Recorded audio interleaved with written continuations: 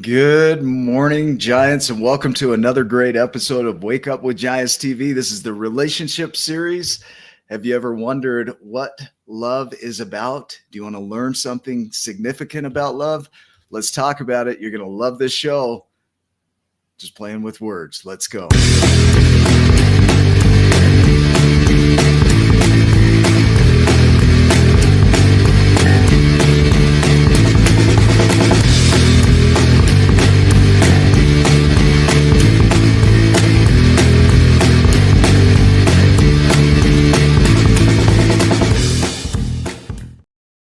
Welcome back, Giants, to another great episode. We're going to dive in deep today. I've got a little bit of housekeeping, some good news, good information. I'm going to share my screen and see if we can make this happen. So our Sum Gigante program, there's something cool that's coming out in June. June 14th is my daughter's birthday. It's a significant date. It's also the launch of the Sum Gigante program. Number 16. We've been doing a lot of market research around this program, and I'm building out the website, so ignore some of the dust here.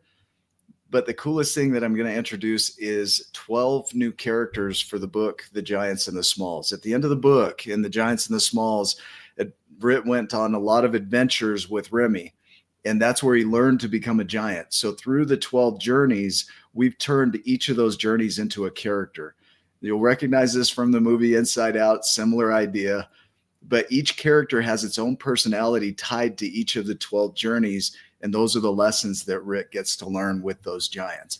We're holding them exclusive to our SG programs, so the only way you're going to get access to them right now is through our Sum Gigante program, and the first one's launching on June 14th. If you want details, even if you've ever been through the program, you've never been through it like this. It's going to blend the science, the metaphor, the storytelling, and really anchor in. I'm also going to create an AI application where you can talk to the characters. So you can talk to each of the journeys. And so it's going to be a beautiful thing. It launches June 14th. I've got a lot of building to do on the back end of this. So ignore some of that dust, like I said, because it's going to be just an amazing project. My beautiful guest host or co-host is on the road today. So she just did the 100-mile walk for Life is Worth Living, the foundation. She's on her way back and won't be able to make it with us today, but I know she's here in spirit, and we're excited to have our guest. So I'm going to jump in. I've got a banner up that I didn't want to put up, but it's there anyway, right? So I'm going to introduce our guest. So welcome back to another heart-expanding episode of Wake Up with Giants TV. Today, we're going to have a conversation that you won't want to miss, especially if you're searching for deeper peace in your relationships and your life. We're diving into a powerful topic, how connection heals, and our guest knows this better than most. With over 15,000 one-on-one client sessions, Daniel Adams has walked alongside people during their most vulnerable moments as a hospice chaplain and life coach. Daniel's passion is bringing peace to hearts, to families, and to communities. He spent more than a decade helping others navigate conflict, loss, and deep longing for love and meaning. And when he's not changing lives, you'll find him hiking the red rocks of southern Utah with his wife and teenage son. His wisdom is real, raw, and rooted in experience. So grab a journal, open your heart, and help me welcome the incredible Daniel Adams. It's good to have you here. Nick, thank you so much. It's great to be here. You're welcome. It's always, I never know where these are going to go, especially when it comes to relationship. It's whatever's on the heart, when we come into this. But I do like to start at people's origin when it comes to relationship. Like when I say that, who you thought you were in relationship, who you believed yourself to be, and how that woke up, where you had an awakening moment. Do you have an idea of where to begin? Yeah, I mean, there's been layers to it. I'll say I started out really, really needy. Did you? I had this idea of I'm flawed, I'm broken, and I need somebody to complete me, right? So much of like the entertainment narrative, the Hollywood narrative, this like super romantic, right. Tom Cruise, Renee Zellweger, you complete me. Yeah. And it's like, You had me at hello. You have me Right. at hello, right? Like you get fed that over and over and over again. And I was like, oh, Yeah. yeah, this is how life works. I'll go do that. And really looked for a lot of peace, fulfillment, happiness, and growth outside of myself. And, Yeah. you know, got married pretty early on. I was 22, probably would have done it earlier if it was my choice. But gratefully, my partner was like, hey, let's give it a minute and like court each other and build this relationship. And so, you know, it started out that way. We both had mental health crashes in 2015, which brought us to St. George, Utah for some sunshine and to really evaluate what we were doing and why. Yeah. I met with a really gifted therapist at that point named Steve Allred. He had us take a couple of like the MMPI inventory and all these different kind of standardized tests. And he's like, just so you know, you test for clinical depression, Daniel, and generalized anxiety. And so it's cute that you brought your wife in here, you know, claiming that she was the source of all your problems. And, you know, but let's look inside. That, that was a huge wake up call. And he's, you know, he talked about you have kind of three options if you would like to reshape your brain. One of them is to medicate. He said that'll take away your highs, it'll take away your lows, but it'll take away a lot of other things too. So it'll just kind of make your world gray, but you can go that route. He said, two, you can see Jesus because that changes people. And that one seemed a little bit hard for me. And three, he said, you can meditate consistently for 3 to 5 years. And the research shows that changes brain patterns. Yeah. And mood and the way you operate. So I chose the meditation path. And, you know, that was in addition to, you know, what I was doing with my spiritual orientation. That was in addition to working and serving in hospice care, you know, as a chaplain. And it was really formative to have to go inside to like learn how to like this guy. Yeah. But that's where it begins, right? So when I look at the 12 journeys, okay, the first 6 journeys are inner work. And when it comes to the 12 journeys of relationship, holy crap, does that other person show up and reflect back what's yours? And I had the tendency too in relationship to project and say, if they would do this, I would feel better over here. Yes. If they can hit this goalpost, I'd be good. And then I'd move the goalpost, and then they could never, there was no way to fulfill that because I wasn't doing my own work. So is that similar to what you're describing? Yeah, 100%, right? It's if I look to like my own nuclear family, parents and siblings, if I look to my wife, if I look to my son, if I look to whoever I'm working with, and like, well, yeah, if they'll just interact, you know, in this certain way, then I'll be good. Yeah. And it's like, whoa, I've given all responsibility, all power. Like that's so far out of my zone of influence. How could I ever experience peace if I'm waiting on so-and-so or, you know, pick your political party or whatever institution, you know, if they act this certain way, then I'll be good. Like there's no peace there. It's totally outside of my zone of influence. Right. I love what you said about the reflecting and that too. Puts the responsibility. Go ahead. Yeah, go ahead. Continue it. You talked about mirror, so like there's this reflection that comes back. And that I love that I teach that all the time is like relationships are our greatest mirror. And sometimes it really is a great idea to like finish your relationship. You move on, you look to create a different pattern with somebody else. But ultimately, and what has served my wife and I over and over and over and over again is we've both chosen to lean into, hey, marriage is a mirror. If we went anywhere else, it would be the same mirror. So for us, it's like we're in it to win it. We know that there's going to be uncomfortable things that pop up in that mirror, and we have the tools to go inside and deal with it. I love that you brought that up. Like it's such an important point. Like relationships are our greatest mirror. Well, I think we hang here for a minute because this is a key in relationships. So in my current relationship, there was even projection of my own insecurities inside of the relationship. So when I came into the relationship, I brought old wounds, I brought old stories, I brought old hurts, traumas, all of that with me. And here I come into the relationship thinking, I've done my work. And I have in a lot of Yeah, it's areas, true. but not in relationship, right? There's stuff that flat out doesn't come up unless you're in relationship. And so a lot of this stuff was blocked. And as soon as I get in relationship, she's like, who are, in a way, who are you? Because, when we were first started dating, you were this way. And now like all this stuff is coming up. Right. And so it really, like you say, it has to bring up to the surface the stuff for you to work on. And it's not their responsibility. Can you speak to that a little bit? It's one of the really important decisions that I think Okay. anybody can make, right? And when we talk about relationship, like that could be romantic, that could be the relationship we have with our HOA, that could be the relationship you Yeah. have with, folks in the professional sphere. We're always relating to somebody, relating to our kids. Yeah.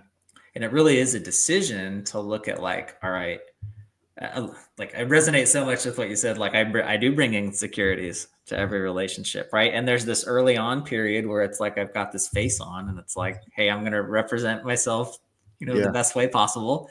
Yeah. And then this vulnerability starts to come in when we get to know people, Mm. and the insecurities do come up, and it's like, to be able to have the tools to notice what's mine and to make the decision of like, I'm not going to push it out there. Like, I'm going to love on it in here. I'm willing to see all the different facets of myself, to bring love and acceptance to those, and to look at which ones are functional and which ones aren't. Mm. Yeah. I think it's funny that when you went into the therapist and you said, she's doing this, and if she would stop that, then I'd be okay. And he's like, listen, that's not what's happening here. This is yours. This is yours to look at. This is yours to navigate. Now, the beauty of having a relationship and a partner that's also doing their work and willing to do the work alongside you is that they give you room. There was a point in my previous relationship, when I was married 17 years, 4 kids, did all the things that I thought you're supposed to do in relationship. But when I started feeling my anxieties and, traumas came up, there wasn't room for that. It was very strict. That's your problem. This isn't mine. I don't have room for this, and it's kind of unfortunate because I think we could have worked through it, and I'm not longing to be back there. Sure. But, as I look at that, having a partner that can hold space for, and even that's a challenge for them, right? Because that's not an expectation. That's up to them whether they want to do that. Do you agree with that? 100%. Yeah. And I love that term, holding space. And I love that it's getting to be more and more common. Mm. But when I hear the term holding space, a lot of what goes into that is this ability. Let me add some context. Yeah, please. In hospice, emotions are high. Okay. There's a lot of anger that happens. Mm. There's a lot of sadness that happens. That's the most common. Yeah. There's a lot of fear that happens.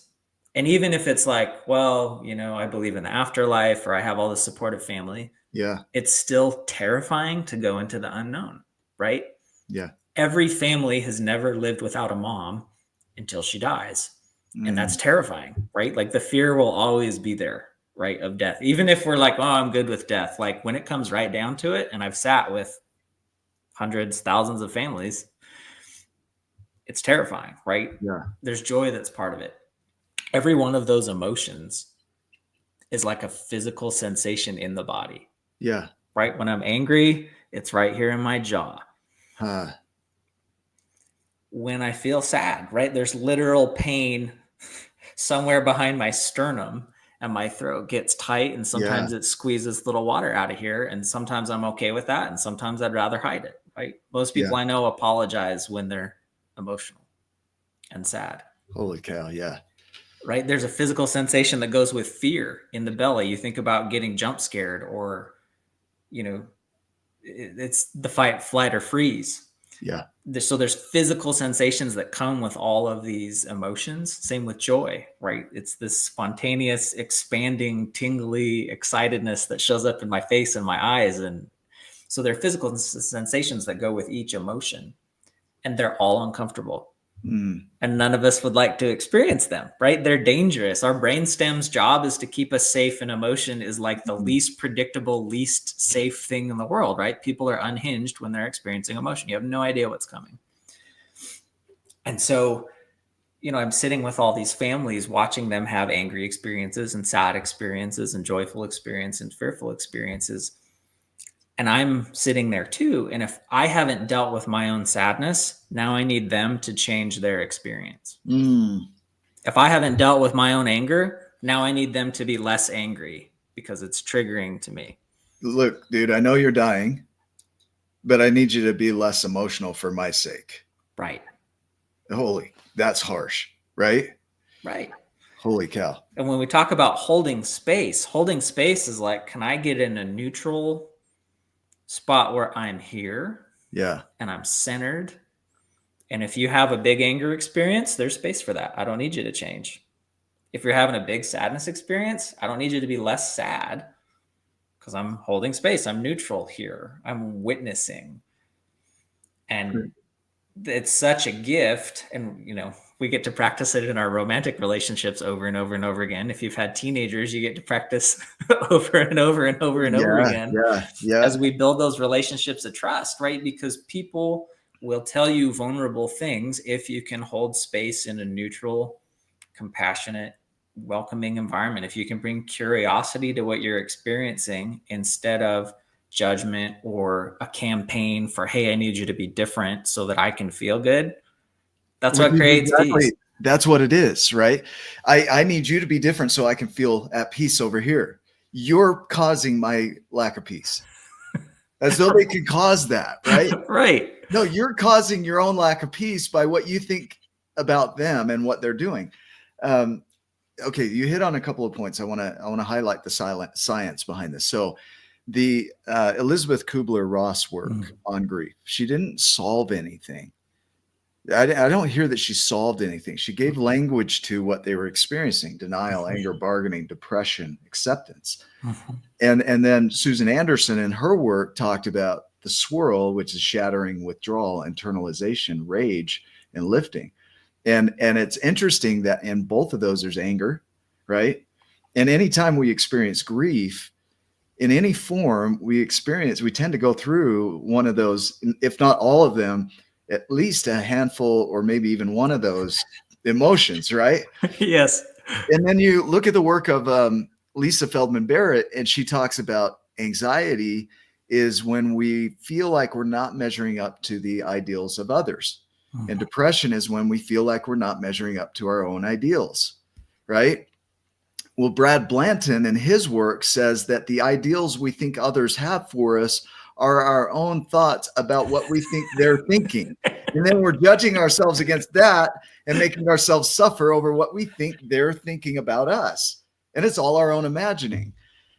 So when it comes to relationship, right, there really is, in a sense, nobody outside of us. Right. I pretend there is. But the reality is like, no, like I'm wearing glasses and I'm seeing the whole world through these glasses. It's not outside of me. And so, okay, we're going to play, because in the first three journeys, we've already nailed all three of these so far. Is the first journey is non-consciousness. We have this world that was, our own voices that were handed to us, our culture, our society, what we're taught to believe. All of that is just a mess and a mixture of what makes us, right? Our own things. And then you have the waking up to that. And then when we wake up to it, often we project, because that can't be me. That's got to be you causing that in me. And then you go through the emotions. So the grief, the third journey is grief. And the only reason we chose that word for that journey is the Latin word grief means gravare, which means weightiness. So when we talk about grief, we mean the heavier emotions: anger, sadness, anxiety, depression. All of those fit into the weighty emotions. So we've hit all three of those already here, right? Inside of a relationship, and we haven't even got into the other, the other 9. But inside of those, and this is really essential that people know this, is that when you wake up, you're going to have judgments. You might have judgments about yourself and others. You might project, right? You might get angry. You might feel all of the heavy emotions. That's part of the process of healing, is allowing space for those. I like what you said instead, which was to witness, right? To just see it, witness it. Can you speak to that a little bit? Like, why is that so important? Partially it's because we're mammals. Okay. Great. Yeah, go into that. What do you mean? I do this because I'm a mammal. You know I do that, this right? because I'm a mammal, right? Honey, Like, she's gonna accept that. So I'm gonna say to Andy, mammal. I'm a mammal. One of the deepest psychological needs that we have is to be seen. And little kids do this all the time, right? Hey, see me. Hey, will you come watch me ride my bike? Hey, look what I did. Look at my art. Oh hey, my look God. at what I made out of my food on my plate, right? Every little kid is like, see me, see me, see me. Teenagers do the same thing in louder ways. Hey, I want you to see me. I'm not coming home for curfew on time, or pick your independence behavior, and as we go in cycles, right? And there's so much with see me, see me, see me. I just did this 2 days ago. So I'll tell after you go through this. But. Sure. So this idea of witnessing, it's closely related to this holding space term, right? Mm-hmm. Where I can see something happening.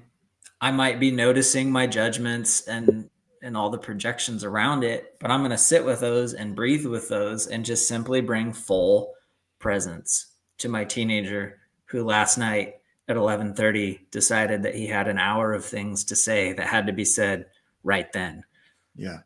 And it's like, bro, I'm tired. Bro. Yeah. But like in that moment, like that was a connection moment, because here he is finally ready to open up and share what's on his heart. It's been a couple of days since he opened up like that. Yeah. And like the time is now, right? And my job is not to coach him, not to like give suggestions of what he should do differently, but to simply witness what it is he's experiencing. One of the phrases we love to use is, what would you love from me? And almost always he'll say, oh, just listen. And similar for my partner, similar for clients, they'll share some giant thing about substance abuse, or about this secret they've been carrying forever, or this deep-seated resentment for whichever family member, and some of the heavier emotion. And we'll come back, and what would you love from me? And they're like, just listen. I hear that over and over and over again. Holy, this is the idea of witnessing. Yeah. That is, that's really profound, actually, that we just want to be seen at a human level, to matter. Right. Viktor Frankl, in his work, he talks about the significance, that if you can make somebody else feel significant, that becomes a purpose. And often it's enough to keep you alive and them alive. Right. And, I look at, so I'll tell on myself a little bit. I was feeling a little butthurt the other day. Like my girlfriend, I was like, I see your stuff. I listen to your stuff. I want you to do that for me. And so I asked her for that. I said, this is what I want for you. I want you to be interested in my stuff too, and I asked for that. And, in a little bit of a boyish way, a little bit, teary eyed. And, but in my own emotions, that's really what I was craving, is to be seen, right, by my partner, my closest person. And I can see that in my kids. They want to share things with me because, like you say, being seen isn't just being witnessed, isn't just sight. It's like you said, the listening. I just want you to listen to me. I want you to hear me. Look at what I created. Let me know that I matter. My kids will be in the other room and they want to spend time with me. And we don't spend a single moment together, but they just want to know we're in the same house together. They just want, you know what I mean? Yes. Well, and like body language is such a huge part of this. Well, let me start with, I super appreciate you sharing like this vulnerable experience, right? Especially as men, like it's really important to be honest with, like, I will probably have boyish tendencies for the rest of my life. And I can try and like kick those out forever and send them back behind the dark shed and beat them when they show up. But like, Yeah. I will continue to have psychological stress if I treat these facets of myself that way. Every Yeah. person has a little girl, every person has a little boy inside of them clamoring to be seen, right? Sometimes that hijacks us and we're Yeah. acting in ways that's like, I know this is irrational, but it's also what I'm experiencing. So Right. like there's this level of grace that I get to bring from my own self. And I love hearing your experience of like, one, here's this thing, and I've got some tears about it. Two, like you made a really clear ask, and that creates peace in relationships. Like Well, make a and clear ask. maybe my partner doesn't know. Right. Like here I am being mopey and sad and frustrated. She had no clue. I've never spoken it. Right. And so when I do speak it, the beauty of her is she held space for that, and she made attempts for it. And that means the world to me. Yes. The what you hit on too about the internal systems, Richard Schwartz, I think that's his name, internal family systems, talks about that.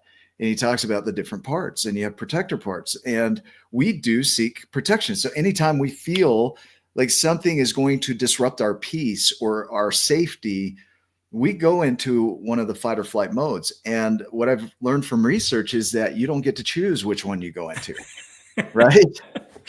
It's right. It's Oh my immediate. gosh. Yeah. But after it occurs, you can try and prevent it in advance and reprogram. But after it occurs, then you do have a say in how you clean up the mess or handle it from there. And that's where I see a lot of people blame. Well, you made me do this. Look at what you did to me. Look, and there's so much blame in our culture. Yes. About this person and that person. I wouldn't be where I am without them. What did that bring up in you? I'm thinking. So, I mean, I write headlines for a living, right? Like my ability to write copy and headlines has created a coaching practice for our family, right? It's our livelihood. So when I watch the news, I understand how the news is using headlines, right? But like the general themes of the news is what is catastrophic and whose fault it is basically what the news is. Because fear speaks way louder than peace, right? And it's like, here's some of the modeling for us, because every show you turn on is like, here's this really urgent thing that's going to kill you, and here's whose fault it is. And we've been hooked on 48 Hours, The Perfect Wife, all these murder mysteries. It's like, holy crap, right? Right. And if you're listening to true crime every day, not throwing shade on true crime, but it's like, right, that's going into some of the patterns and the lens of how I see the world. If you're watching CNN or Fox News or whoever you watch every day, that goes into the lens of how we see the world. If you're, I mean, just my own social media feed in the last 6 months has been like, here's all the reasons for medical freedom. Here's all the reasons the medical freedom people are irresponsible. Here, like, pick your issue. There's so many hot topics on either side with people campaigning continuously of here's what you should be afraid of and here's whose fault it is, right? Yeah. And almost always my body will go into fight or flight automatically. Immediately, right? Before you're even conscious. Right. It just happens. And I love what you said, that I have the ability after that moment to notice my pattern, come back to what do I value? Yes. Yep. Come back to my vision. Is this going to be a useful application of my time and energy and resources? Are these aligned with my values as a person? And if so, great, keep going. If not, like, let's spend more time doing what it is we came to the planet to do.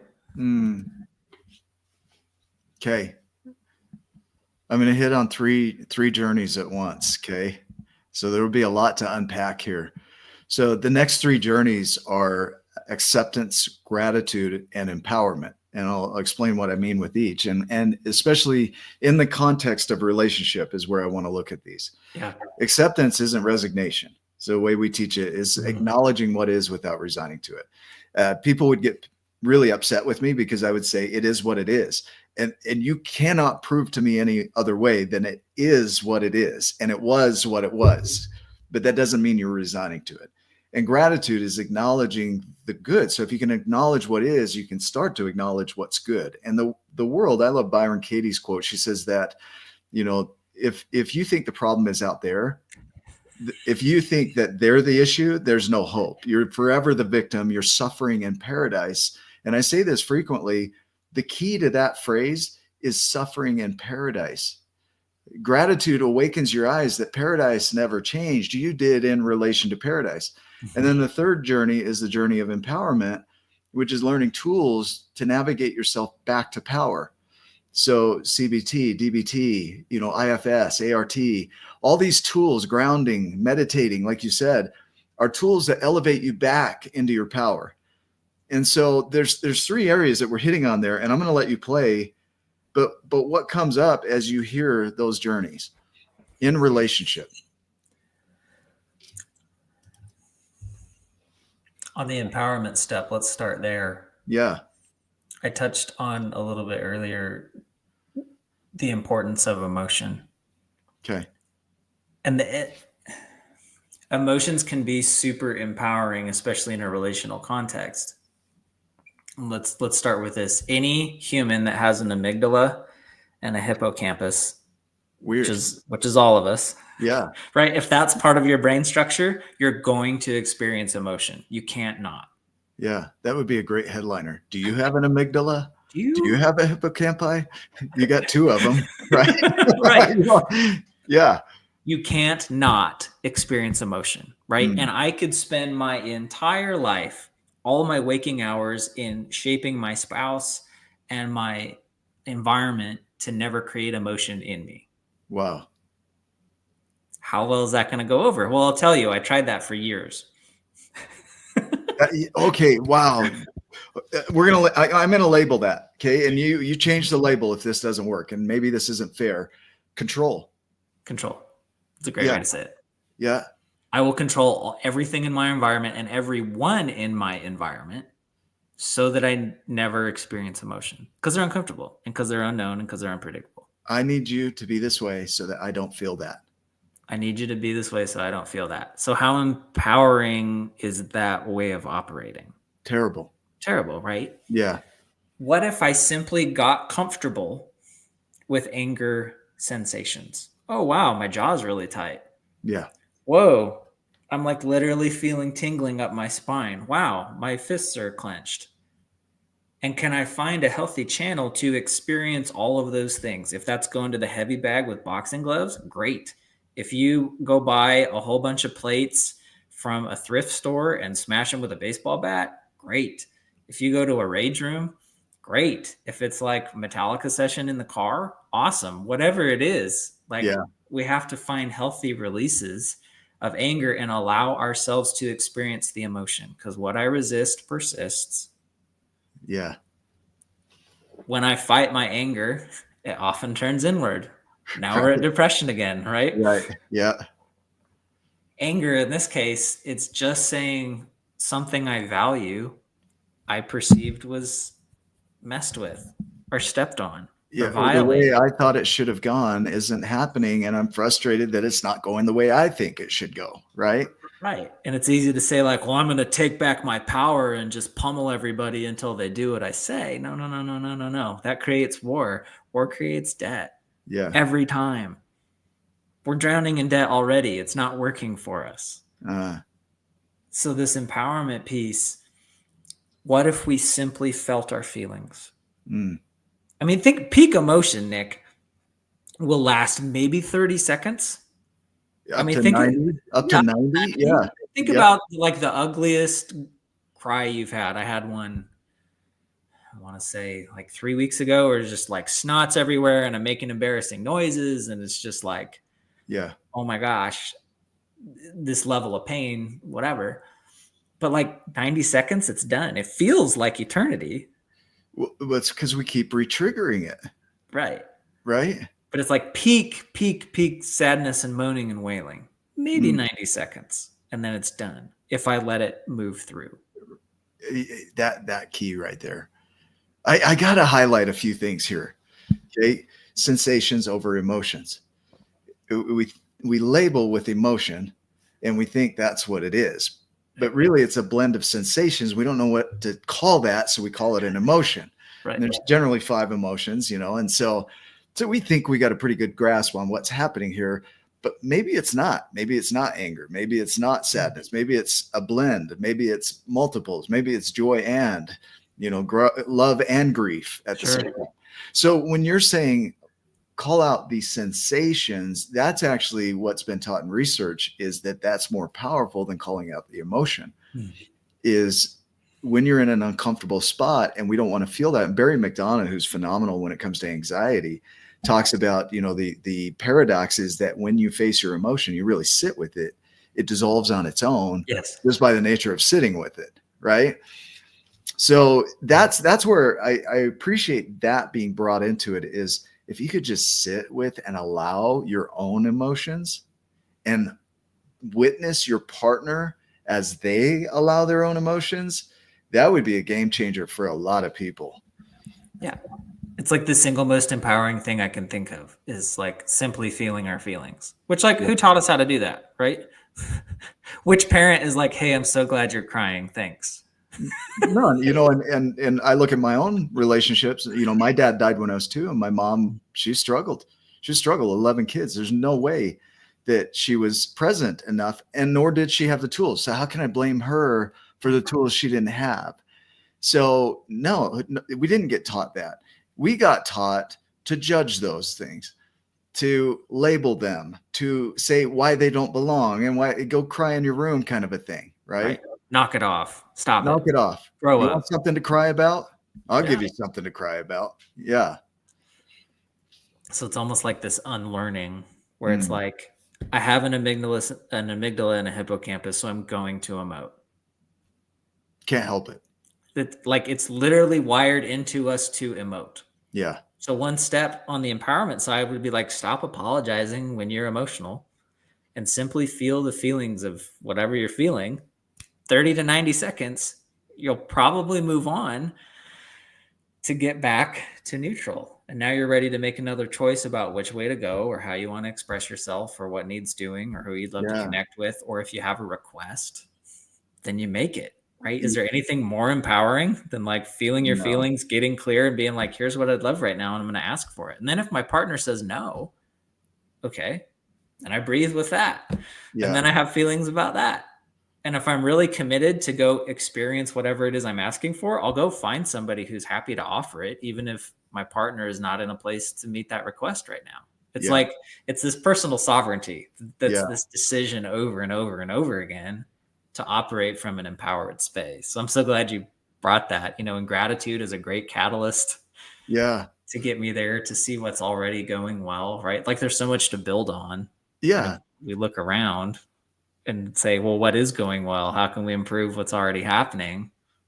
It's like starting a task list that already has 3 tasks that are complete on my list, right? Psychologically, there's already momentum here, and gratitude does that same thing. I'm so glad you brought this up.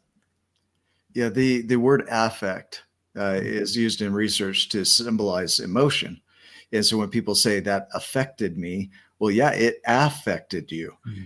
It caused emotion in you. And so, yeah, a partner is going to do things that are maybe contrary to your value systems. They have their own, right? There's no right or wrong in it. It's just simply they are a different human being.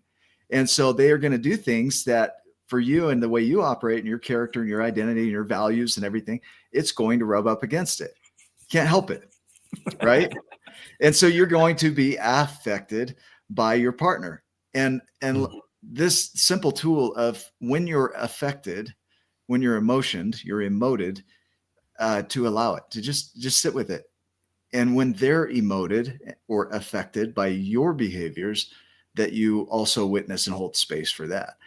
And I think one of the easiest pathways back is gratitude.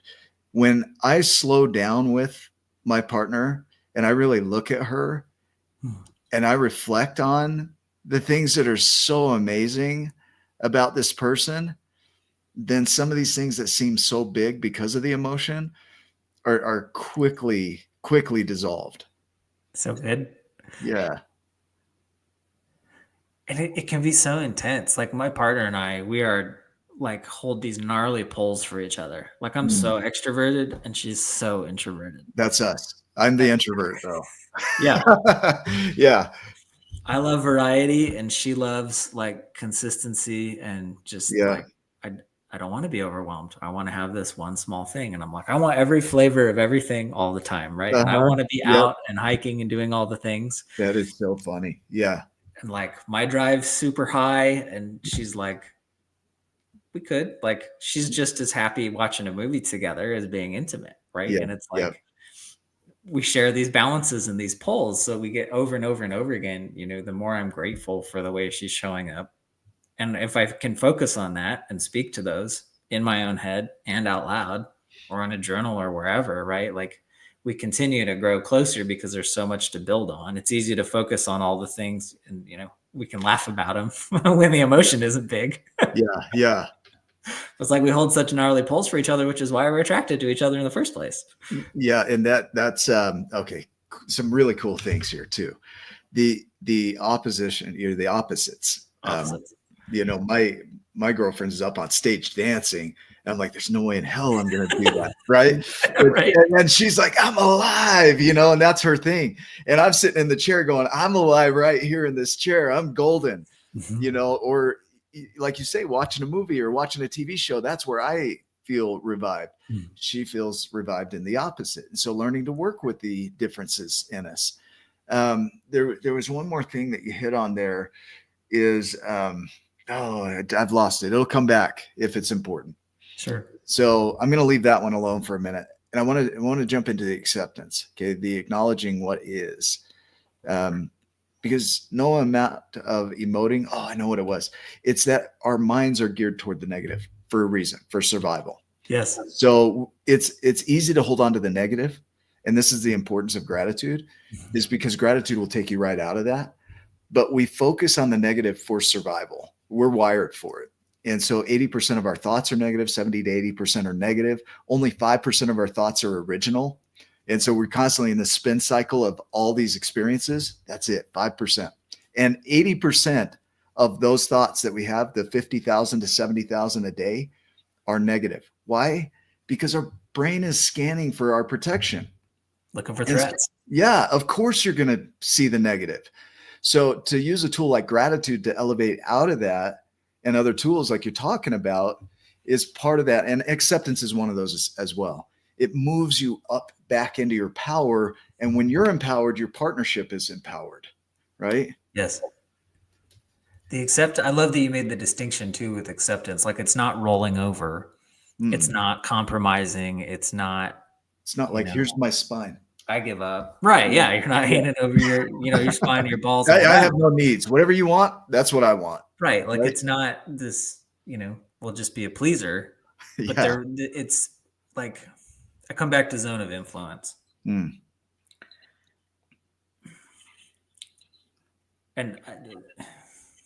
how to illustrate it. It would be easy for me to pick something happening nationally. Pick your presidency. Yeah. Yeah. Okay. On either side of the aisle.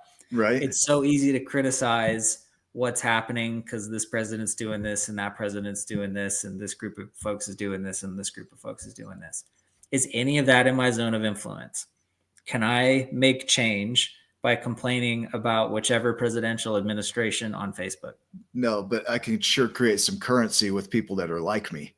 Right? Yeah. But like, as far as like, will whichever president change their behavior by me talking about it? No. Yeah. What is in my zone of influence? Could I call a congressperson?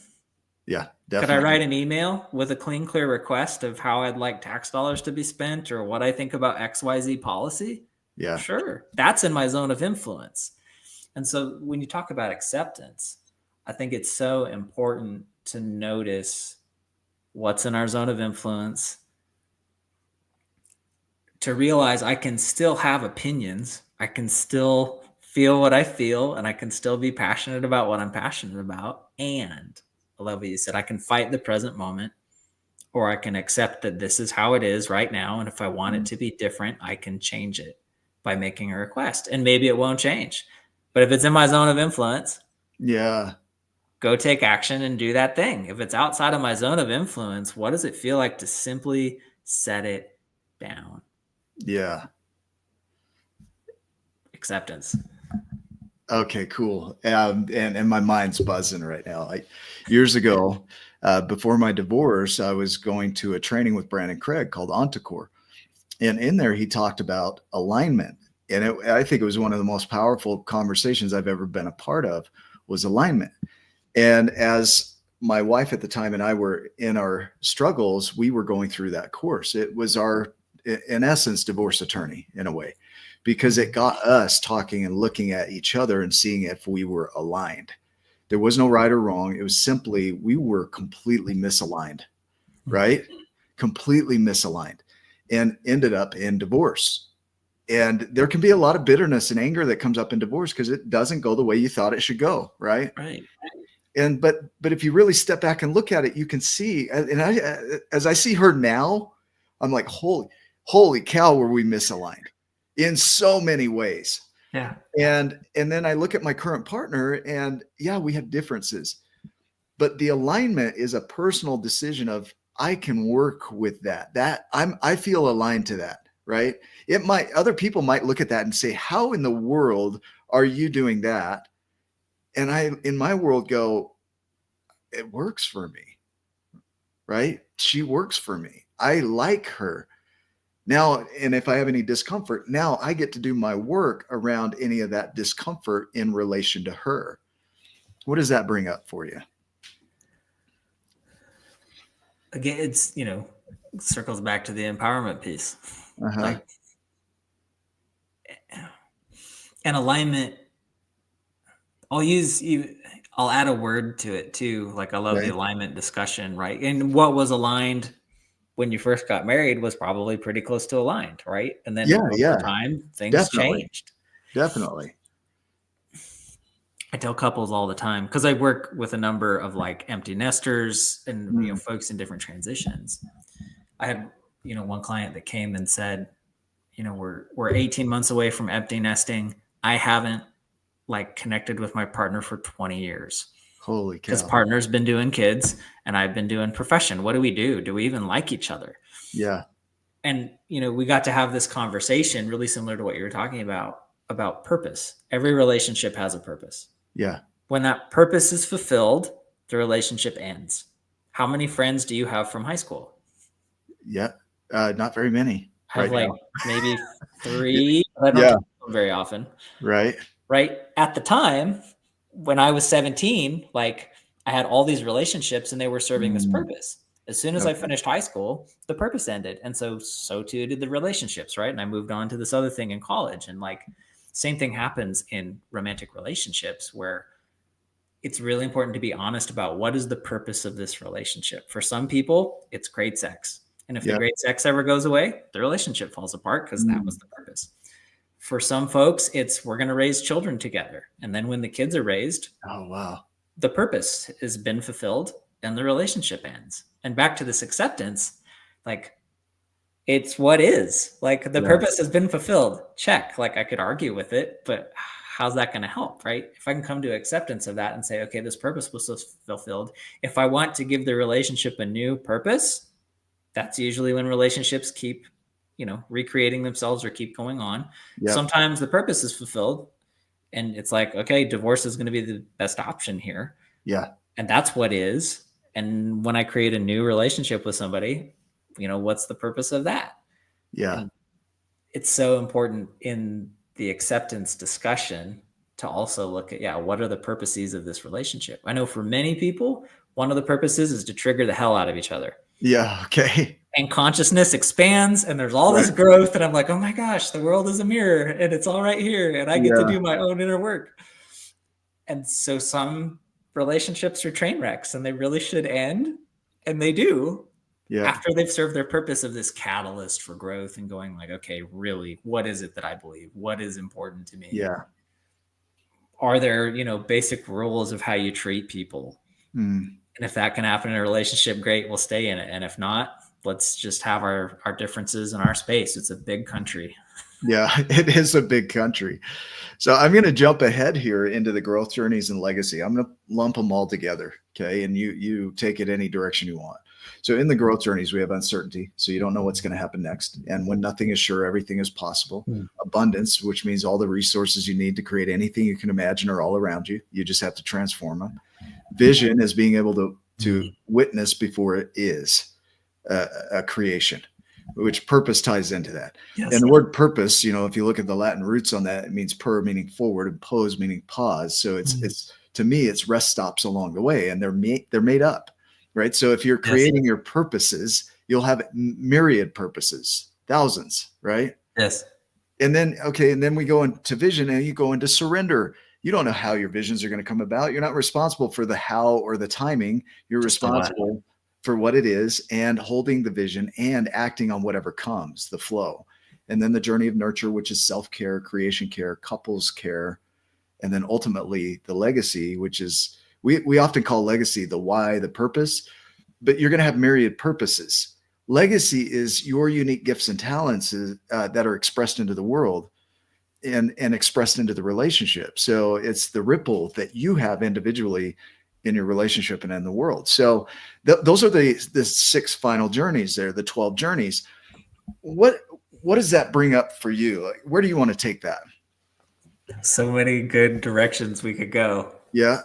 I'm going to sit with that for just a second.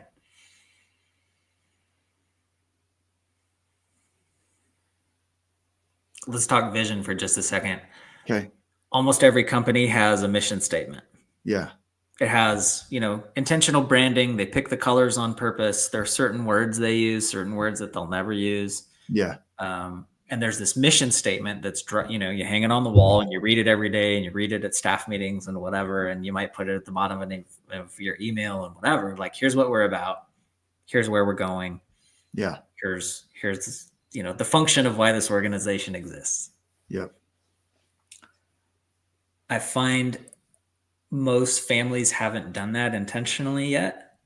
And families of any size, relationships could be 2 people or however, whatever it is. It's such an important process to do in our homes or in our romantic relationships. And if there's still kids involved, to get the kids' input on like, hey, what are we doing as this family? What's the Addams family up to? What do we stand for? Are we the kind of people that pick up trash when we see it? Sure. Are we the kind of people that do community service? Sure. Do we value fun or do we value safety? None of them are wrong, but just like, where do we want to focus and what's important to where I get to bring my unique expression? My son gets to bring his unique expression. My partner gets to bring her unique expression. Just like you're saying, like, it feels so good to put that out in the world, this legacy piece. Yeah. And, I love guiding couples and families through this process of, making a family vision statement, identifying, if there are only 3 things we can focus on as a family, what are they going to be? Maybe it's 5, pick your number, 5, 10, whatever. And I've had so many insightful conversations, really great client who, how much to tell? Within reason. Right. Yeah. It was such an illuminating process for her to go to her kids and say, what's important to you? How do you, what do you want our family to do? And they both had all these ideas. They were 10 and 8, I think. And she, and so they have this document hanging on the fridge that's like, what does dad value? What does mom value? What does kid value? And what does kid value? And here's this pool of shared meaning that they're now creating together. Oh, wow. Conflict has gone way down. And the kids felt seen and heard and valued. And she was like, oh my gosh, I've been like trying to, oh my gosh. Yeah. crack the whip and, do our household in this certain way, but they didn't even want that. I wanted that because I thought it would help, but they're telling me what they want. So how, so now we're operating in this, like, instead of this vertical hierarchy where there's a gatekeeper and somebody who has to enforce everything, it becomes this like, oh, we're all committed. We're all walking together in this same. Oh my gosh. What a purpose. You know what I mean? So it's like, so walking alongside each other. Yeah. Which is what relating is. Hang on to that. We're going to continue that thought. But the word relate is essentially to carry together. And that's what we're doing is we're walking, like you say, it's not vertical hierarchy. I'm the dad, you listen to me. It's like, no, you're an individual just as much as I'm an individual. And we're relating because we're going to carry this life together. Mhm. And can we build a culture together? What are the rules? What Huh. are the principles that we're following? What happens when somebody doesn't keep the rules? Instead of the parent dictating, this is how it's going to be, and I'm going to beat you into compliance, how effective has that been, right? Yeah. Hey, let's Yeah. brainstorm as a family what's going to happen when we're outside of our agreements. What's going to happen when somebody goes off the rails? What's Yeah. that process like, right? And that creates buy-in from the teen. That creates buy-in from both partners, right? Now Right. I get to hold myself accountable, and we have it printed up on the wall so everybody can read it. And when we're off, we can be like, oh, time to course correct. Right. Holy cow. That is like, that's powerful right there. Is when you create a vision together, but you're not just creating a vision, you're bringing to the surface the value systems that are driving each person's vision. Yes. When you create a collective vision. And I'm a big word guy, but I also look things up. So like when you say a word, I look it up real quick on some of these. The word culture, it comes from care. We care collectively. We care about something, and so that becomes culture. And when people feel like they matter, um, things materialize. They materialize, right? Yes. They start to create things in their world when they feel like they matter. And relationships are the same way. When I can make my partner feel like she matters and witness her, well, she shows up powerfully, right? Yes. When she witnesses me, I feel on top of the world and I show up powerfully. And so it's just like, and then we have this collective caring, this culture, this vision that we've created together.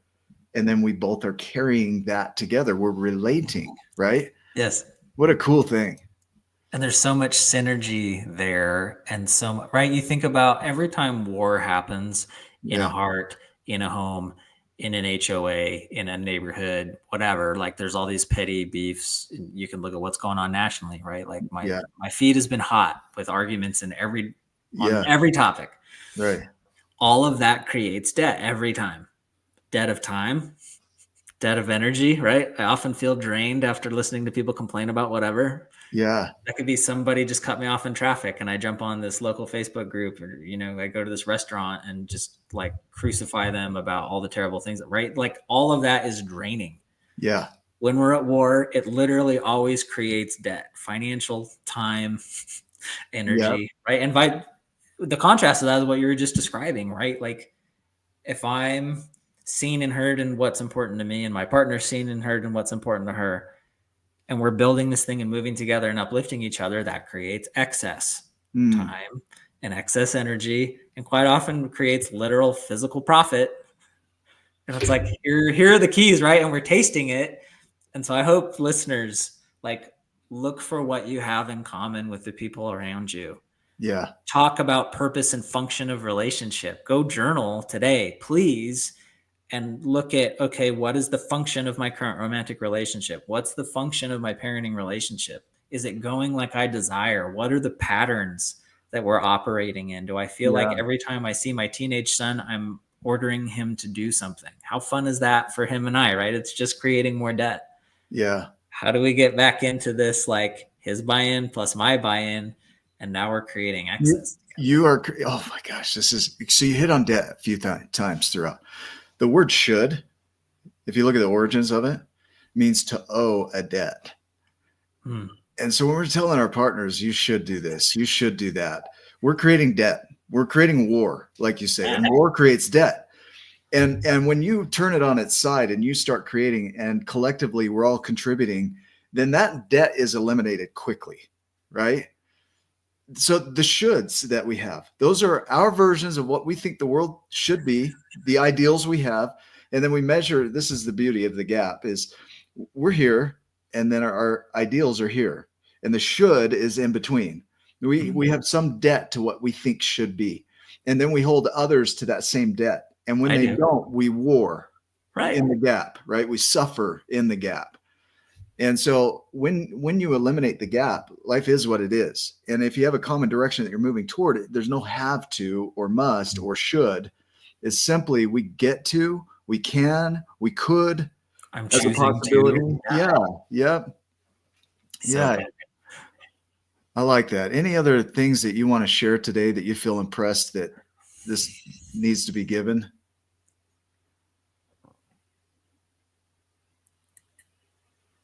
I just want to underscore again the importance of feeling our feelings. Mm, It gets us back to neutral so quickly so we can make rational decisions yeah. and honor the person in front of us. I believe that every human is wired for good, and that Yeah. sometimes pain and loss gets in the way of that. But deep down, every human wants to grow, wants to progress, wants to connect. We almost all want the same thing. They're just different ways of getting there. Yeah. So my plea for anybody listening is commit to be a peacemaker. Make this decision over and over again to create peace, to look for what you have in common with somebody, even if you disagree. Mm, Look at the function of the relationship or the purpose of it, and let's work on things that are in our zone of influence to work on. beautiful. Beautiful. I'm going to highlight with one thing on there. My favorite definition of forgiveness is to not cause additional harm. Mm. And a commitment to peace is exactly that. If my partner does something, and I practice this with my ex, is she would do things and I would lean into a commitment to not cause additional harm with that. It's hard, right? Ah, And my partner, if she does something, well, my commitment is how do I not cause additional harm with that? Right. so good. So that keeps that peace, but it's not because I need the peace so I can feel good. It's just simply that's what I want to create in my world. Right. Right. This has been beautiful. What an amazing conversation. As we wrap up here, I'm going to invite everybody that's on here. This is a live show. It is recorded. If you know somebody that's in need of this message right here in their relationship, maybe it was you, come back and watch this again.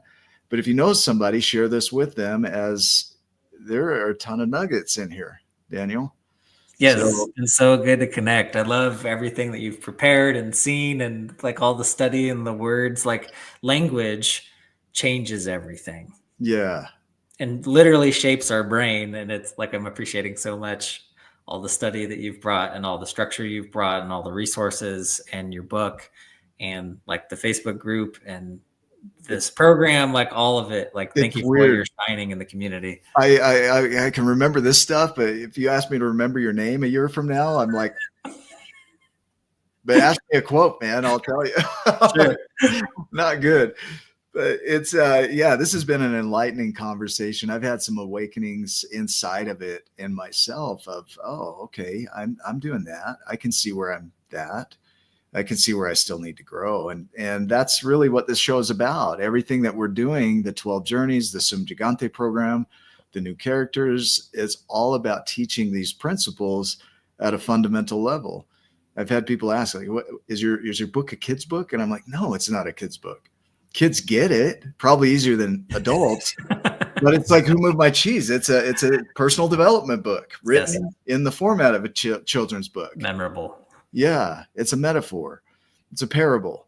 And so that's, we learn from that. We learn from others. We mirror what's going on in others. And, your experience with over 15,000 clients, I mean, how does that not rub off? So, When I say like people are fundamentally good, yeah, like to sit across from that many people, and I mean, some of them have made some really hurtful decisions, yeah. but that came from hurt.